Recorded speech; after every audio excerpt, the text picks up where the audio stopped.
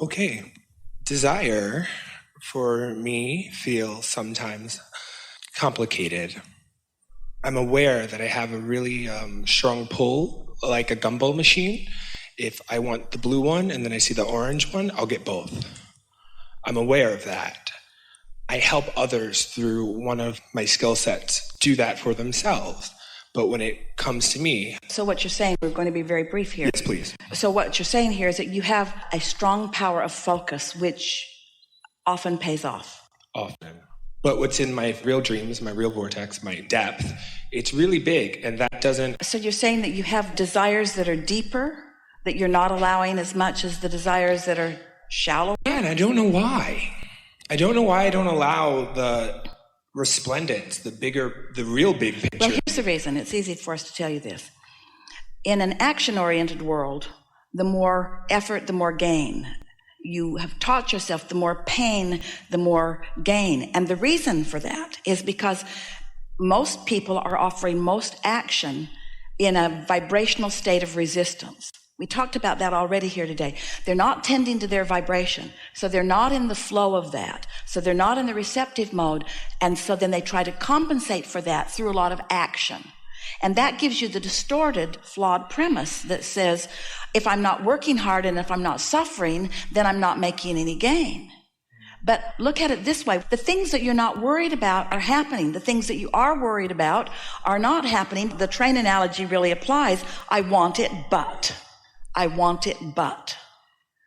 The best story that we have ever experienced through Esther, and again, you can roll your eyes because you've heard it incessantly from us, but Esther was allowing us to do a telephone conversation years ago with a woman who really didn't want to learn how to be a deliberate creator. She really wanted a fortune telling. And we weren't giving her a fortune telling, and she wasn't enjoying our trying to teach her how to create her own reality. And so everything that she said she wanted, she had many, many engines in opposition to it, and she was getting nowhere. She wasn't hearing us. She wasn't having any of us. So we said, let's talk about blue glass for a little while. And she said, why? And we said, well, let's just talk about blue glass. Envision blue glass in different shapes, different densities. Some of it you can see through, some of it you can't. She didn't enjoy the conversation at all, but we stuck with it for about a minute and a half. Then we said, let's talk about butterflies. Again, she thought it was ridiculous. She's getting ready to hang up the telephone. We're talking to her about butterflies, the varieties of them, the beauty of them, the size of the wings of them. Again, she's having none of it. And then we said, let's talk about feathers. She wasn't having any of that either. And then ultimately, she was gone in disappointment and disgust with our inability to give her what she wanted. And Esther hung up the telephone and forgot about all of it. And Jerry was not in the room. He had not heard the conversation. They were in California at the time, in La Jolla, and they were on their way to George's for lunch. And as they parked in front of the beautiful big Valencia hotel, Esther got out of the car and she saw this store. And she said to Jerry, let's go in here. And Jerry is saying, George's is that way. And Esther's saying, just for a minute, come with me. And she literally dragged Jerry into the store, which was not an unusual experience for him. But she felt so strong about it. And when they got into the store, it was a very narrow storefront, but a very deep store. And they went back. And on the back wall was a wall of blue glass. Ceiling to floor, wall to wall, every imaginable color, shade, density, objects of blue glass, art, all pieces of art, sculptures. And none of it is appealing to either one of them. And Esther is not even making the association. And so she said, well, we can go. And so off they went to George's. They finished their lunch in about an hour, and now they're walking down to the cove. And they're walking across this stretch of grass. If you've been there, it is so beautiful. And as they're walking across this lawn, they were surrounded by a flurry of butterflies that was so dense they had to stop talking to not eat them. And they're laughing. It was really an unusual experience. And still, Esther is not making the association at all. And then a little boy came across the way, and Jerry said, he looks like he's coming to you, like he knows you. And Esther said, I know. And he came running up to Esther and handed her a feather. And then Esther remembered, oh my God, she said, Abraham was talking about blue glass and butterflies and feathers. And we say, when you have these subjects on your mind that hold no resistance whatsoever, the universe can yield them to you all at once in such dramatic fashion that you will feel the blessedness of your being. But when you have a subject that you have been focused upon hard and been working at hard so that you have a desire and resistance that is equal, then even though the universe is yielding, the universe is giving you impulse, the universe is showing you right where things are, because this is always true. Your inner being knows exactly where you stand in relationship to everything you want and is calling you along your path of least resistance to it. And so the only answer is to stop thinking so hard, stop trying so hard, stop efforting so hard, and therefore putting resistance on your own path. It's time for you to say, okay, Abraham said there's step 1, step 2, step 3, step 4, step 5, step 1, 2, 3, 1, 2, 3, 1, 2, 3. I've done 1, 2's done for me, 3, that's my step. That's my step. And step 3 does not include figuring out how it's going to come about. When you know what you want and why you want it, softly and gently, and you're not trying to figure out how it's going to be, where it's going to be, who's going to bring it, when it's going to be there, how it's going to get there. When you're not doing that, then you're not blocking your own path of least resistance, you see. That's totally it. So what is it that would make any of you have a hard time letting go of these reins, letting go of the struggle? Why is it hard to let go of the struggle? Because you believe that the struggle helps. It doesn't. It never helps. But you say, Abraham, be sensible. If somebody wants to move that, then it's just going to take some people making the effort to move it. And we say, we don't want to talk about that mundane stuff of just moving stuff from place to place. We don't want to talk about regurgitating, just moving things around.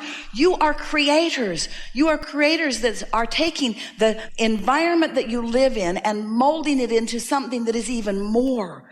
This is mastery of creation. This isn't regurgitation or just moving things around. And that kind of creation does not happen with effort. It happens with allowing. Step 1, set it forth. Step 2, brought it about. It's time for you to do your now part of step 3, which is getting into that expecting. I feel blessed. I am good.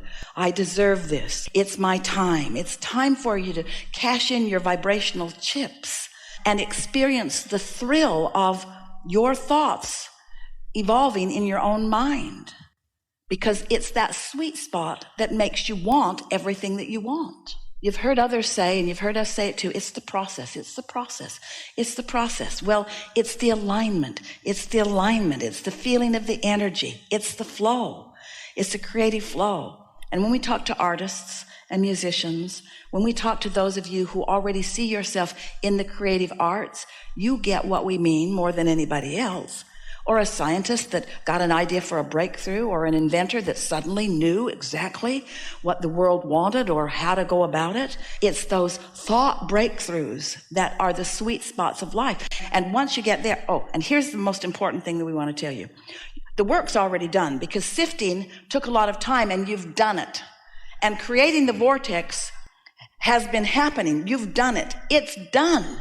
It's done. Now you just got to let it show itself to you. And that's what you were born to experience. You said, oh yeah, I'll sift and sort and I'll give birth. And we said, and we'll tend it and it'll be wonderful. And then you said, and then the good part comes. Then I will find a way to be in alignment with the pieces that I've put there. And as I'm in alignment, then I'll get to feel this powerful universal force working within my own mind. And I will feel that inspiration. I will know that impulse. I will know what to do. I will know where to be and when to be there. I will know what to say. I will know, and I will know that I'm on the path of it by the glorious way that I'm feeling while I'm pathing. I like that. Yeah. Well, we gave it to you with everything Esther's got. I felt that.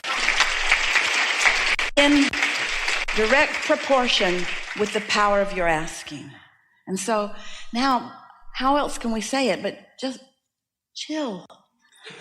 Don't try so hard. Yeah. Let the blue glass and butterflies and feathers just come into your experience in the perfectly timed way that the universal forces can deliver them to you.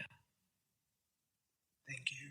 You reach the place where you'll discover that you barely thought about something. Oh, that would be nice if I knew about that. And then a person on an airplane sits next to you and gives you all of the pieces to that. And you say, oh, it is so remarkable. I was just talking about that yesterday or 10 minutes ago, and here you are. Those things are happening all the time to you. And they might as well happen to you about the things that you really care about. They might as well happen to you about the things that you are really passionate about, because they are the same. These universal forces, the law of attraction and your inner being, are not saying, oh, that's a harder one. We're going to have to gather a lot more cooperative components for that one. That's not what's going on. Where's your belief factor in relationship to your desire? That's the question. Where's your belief factor? And if you're not thinking about it, whatever your belief factor isn't in the way. Oh. Say that again. What's your belief factor in relationship to your desire? I want it, but I believe in opposition. But if you're not thinking about it, then your belief factor isn't hindering you. If you're not thinking about it, it doesn't matter what your belief factor is, because if you're not thinking about it, your belief factor isn't active. And if your belief factor isn't active, then your desire factor dominates. Hey, think about that. So what can I do to keep my resistant beliefs from messing up my desires? Distract yourself. Focus upon things that are easy to believe in. Focus upon things that are easy to know. Focus upon those who are easy to love. Focus upon the things that are easy to believe and easy to expect. Because you could have 100 things that you want and only one of them that you believe, and if you focus on the one that you believe, the other 99 have to come too. Or you could have 99 things that you do believe and one that you don't, and you could focus on the one that you don't believe, yet one that you're struggling, and you mess up the other 99. Because your valve's either open or it's not, depending on what you're giving your attention to right now. Helpful? Very. Yeah.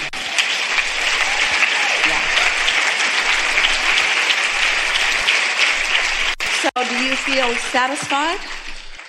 I have the compassion, empathy. When that conversation, the momentum of that sunk so deeply with me, I stopped using the term empath with my career, and I stopped using it amongst the community because I found I couldn't figure out why I personally felt like it was a lower vibration. And it doesn't have to be. It doesn't have to be. I agree. And when you said compassion, and I'm thinking, yeah, like I come into the room with passion. I meet the presence of other people and I witness them and I accept their passions and I try to amplify their passions and I try to be in that space. But I'm also very sensitive to ridicule, critiques. It comes with being an actor, right? So like feedback. But think about in either case, when you walk into a room and you feel resonance with the beautiful people that you're seeing. Still, and we haven't talked about this yet today, but it's a really important component in this conversation.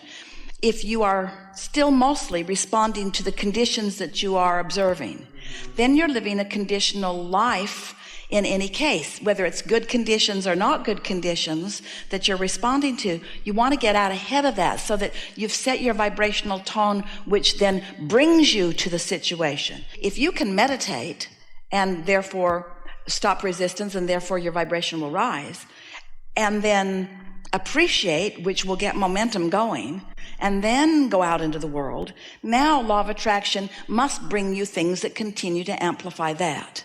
But if you need to go to a space to find something to create that energy within you, now the likelihood of finding something that you're empathetic with that is not good for you is as strong as finding something that you're empathetic with that is good for you. It's what we were talking about earlier. Most people, parents, mentors, teachers, demand your attention, and they want you to see them, and they want you to hear them, and they most of all want you to respond to them.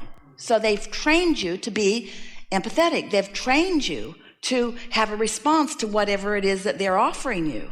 And this is the thing that we're wanting to sort of help you untrain yourself to. We want you to resonate with your inner being, not with some person. And once you get that, then you'll be less likely to be conditional.